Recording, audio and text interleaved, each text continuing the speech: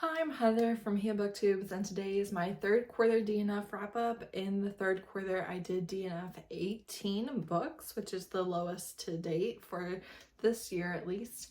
And so we're going to talk about them. I'm going to tell you the percentage and my thoughts on them. They're not all bad, they're not all good.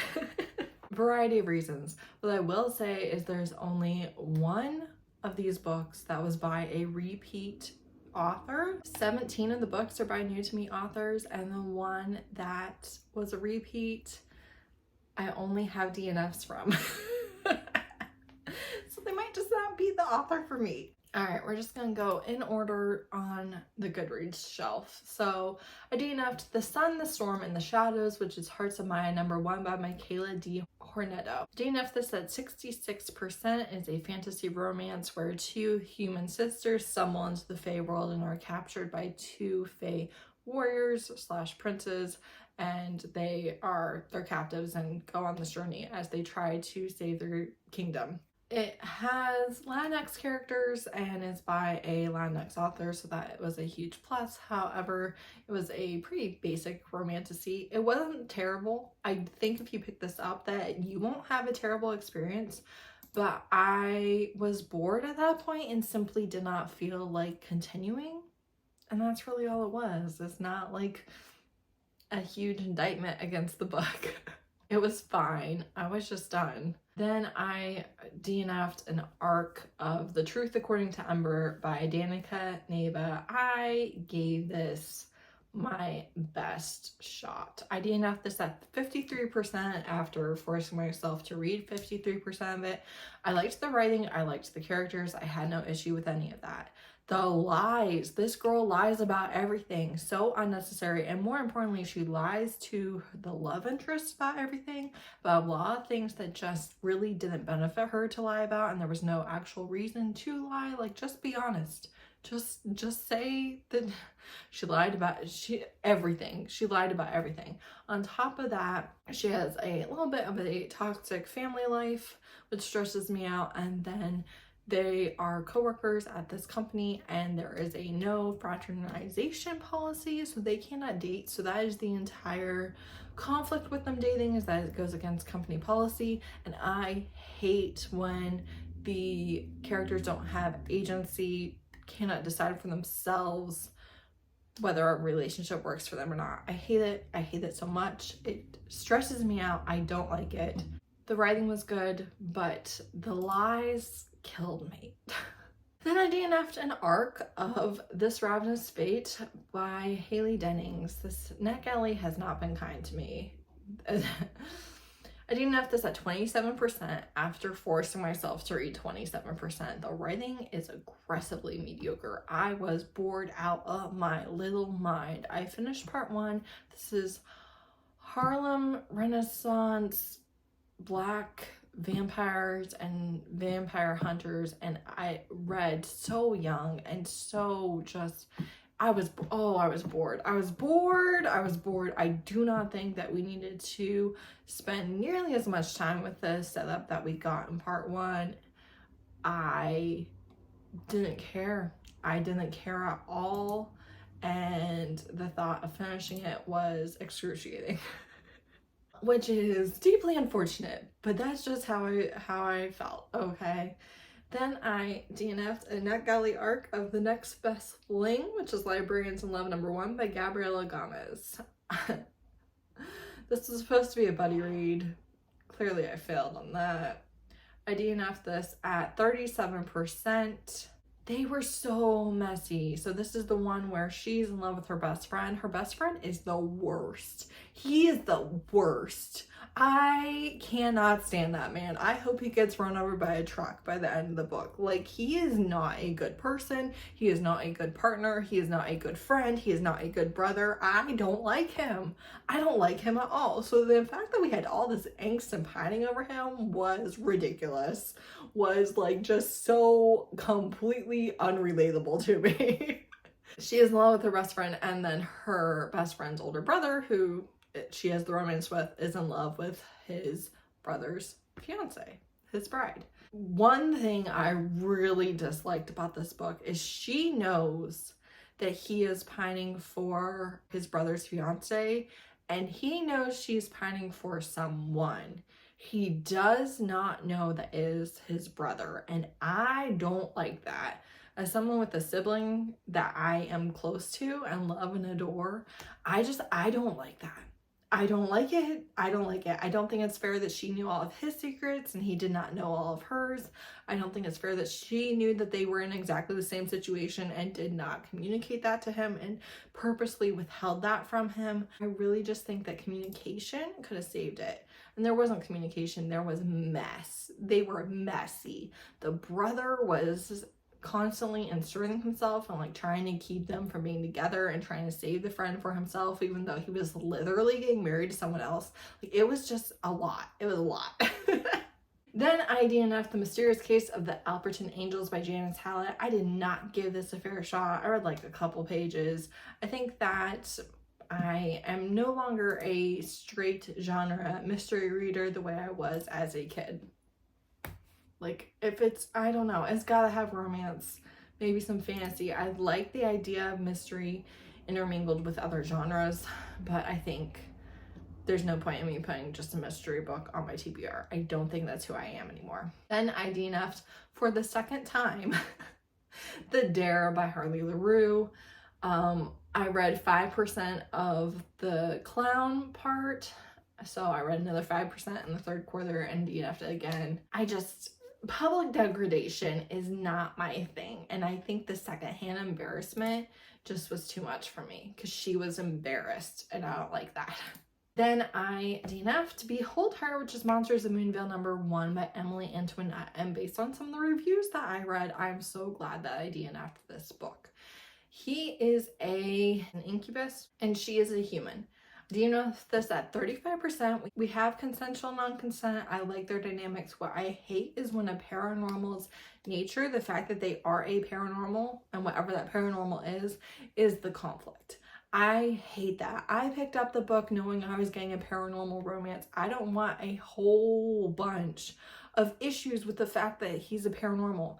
I also, based on what the reviews I read about the third act breakup, I would have been pissed. I would have been mad. I would have been lowering that rating so quickly. So I'm glad that I did end up DNFing. The constant internal monologue and how he hates and doesn't like the fact that he's an incubus and really just annoyed me, and that was before that being a source of the third act breakup. There's nothing wrong with paranormals having a paranormal nature, and I think it's weird in paranormal romance when we pretend like that isn't the case. We're reading a paranormal romance, get your act together, I beg of you. Then I DNF Sounds Like a Plan by Pamela Samuels Young and Dwayne Alexander Smith. This was a NetGalley arc. I DNF'd it at 14%. The male character was so misogynistic. He was driving me absolutely nuts. I didn't like him at all, and I wasn't that into any of the rest of the stuff, any of the rest of the book, but particularly he was kind of a douchebag. I did not like him. I did not like the way he treated her. I didn't like the way he treated other people. I just didn't like him at all. Then I DNF'd A Polar Expedition and Other Stimulating Research Opportunities, which is The Shades of Sanctuary #1 by Cass O'Shire. This I DNF'd at 30%. First line was immaculate. The cover, the title, great. But those are the most clever things in the book. And this is another one where the fact that he is a shifter is the big, huge, ginormous conflict of the book. He can't let her know about that. He can't let her know about the town. Like, I just don't like when being a paranormal is the issue. That she's literally your fade mate and you can't even be with her. I don't like that. Then I DNF'd The Spellshot by Sarah Beth Durst. I DNF'd this at 16%. Okay, here's the thing with this. There's nothing particularly wrong with it. You have a librarian who takes a bunch of spell books from a burning library and her sentient plant, familiar basically, and goes to a small island. She's kind of mean because she's scared about people finding out about the spell books, but I didn't like the way that she treated people, particularly the love interest. I didn't like that. But the thing is, this is one where the writing didn't do anything for me. It's not that it was bad. It's not that it was wrong. It's not that I couldn't see the appeal, but there was something distinctly missing for me and for what makes me love a book and want to get through a book. This is either going to sound ridiculous to you or you're going to understand exactly what I mean. But when I have writing that works for me, it's like little hooks are in the back of my brain in like 4 different spots, and they're attached to lines, and that is like pulling me to read the book because there's something there that like hooks onto my brain. My brain is into it. My brain likes it. It's feeding it. And there's something about the writing. It doesn't matter if a lot is happening in the book. It doesn't matter if we're just sitting in the living room. The writing is what has me hooked. And that wasn't there. And I particularly think about The Very Secret Society of Irregular Witches by Sangu Mandana. And that similar, I think that these are going to be in a lot of the same rec videos and things like that.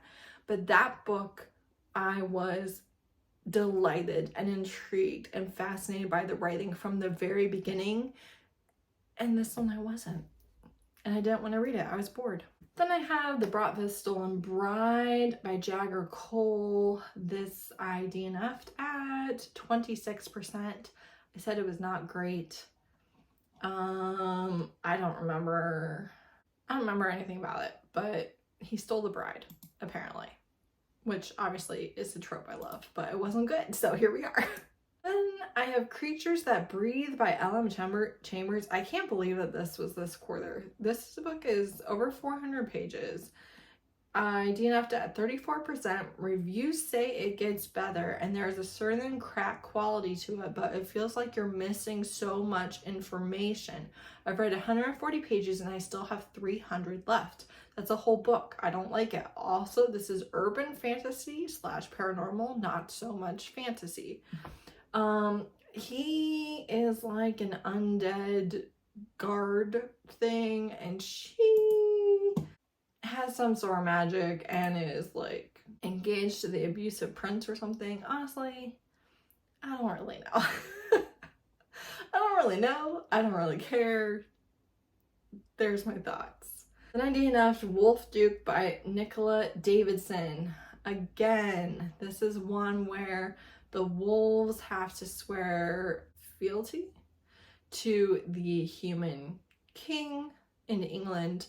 He doesn't know that the wolves exist, so he just thinks they're duke, and then he can't marry his fated mate because the mortal king has to approve marriages of dukes. So they're gonna go war for it. I DNF'd at 50%. I don't like when other people have a say and if you can have a relationship. I don't like it.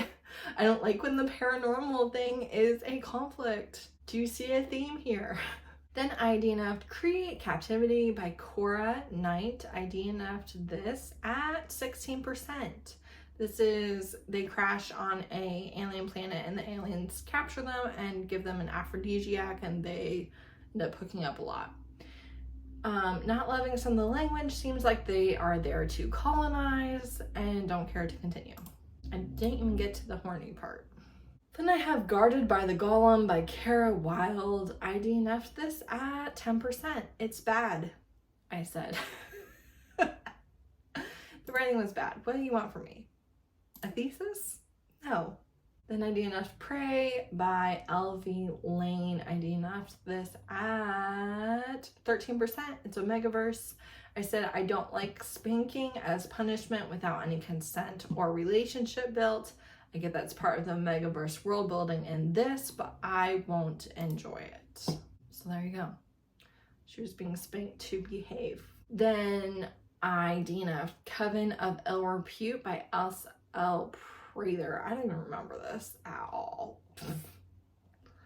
What did I say about this? DNF 39%. There were parts of this I absolutely loved, but I could not care less about a circus, and the rest wasn't enough to keep me intrigued, with that obviously being a huge part of the plot as we continued. Content warnings for spiders and clowns and being buried alive, all in the part I read, so this book is not great for phobias, I would imagine.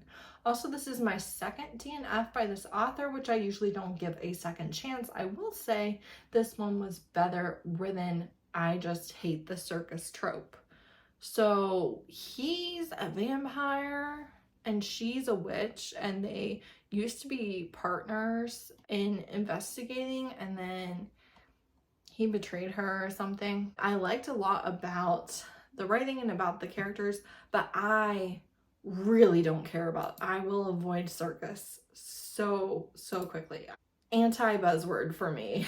And then lastly, I DNF'd The Thief by Tara Crescent. This is Venice Mafia #1. This is over 400 pages. It's a mafia book.